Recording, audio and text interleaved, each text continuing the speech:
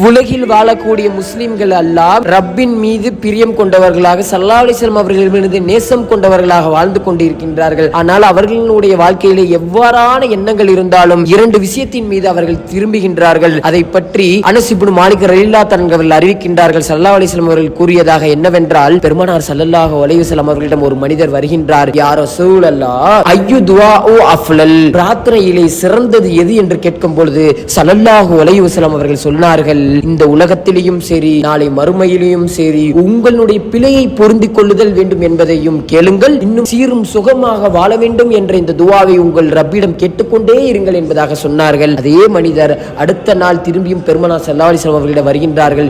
யா ரசூலுல்லாஹ், ஐயு துஆஉ அஃலல, பிரார்த்தனையிலே சிறந்தது எது என்பதாக கேட்கும் பொழுது ஸல்லல்லாஹு அலைஹி வஸல்லம் அவர்கள் சொன்னார்கள், சல் ரப்பக அஃவல் ஆஃபியத்த ஃபித் துன்யா வல் ஆஹிரா, உன்னுடைய ரப்பியத்திலே இந்த உலகத்திலேயும் சரி நாளை மறுமையிலேயும் சரி பிழையை பொருந்திக் கொள்ள வேண்டும் என்பதாக துஆவை கேளுங்கள், இன்னும் சீரும் சுகமாக வாழ வேண்டும் என்ற இந்த இரண்டு துஆவையும் நீங்கள் அதிகமாக கேளுங்கள். ஏனென்றால் இந்த துஆவை ஒரு மனிதனுக்கு அல்லாஹ் தஆலா கொடுத்து விட்டான் என்றால் அவன்தான் இந்த உலகத்திலே வெற்றி பெற்றவனாக இருக்கின்றான், நாளை மறுமையிலே ஆக சிறந்த வெற்றியாளனாக இருக்கின்றான் என்பதை பற்றி பெருமானார் ஸல்லல்லாஹு அலைஹி வஸல்லம் அவர்கள் சொல்லி இருக்கின்றார்கள்.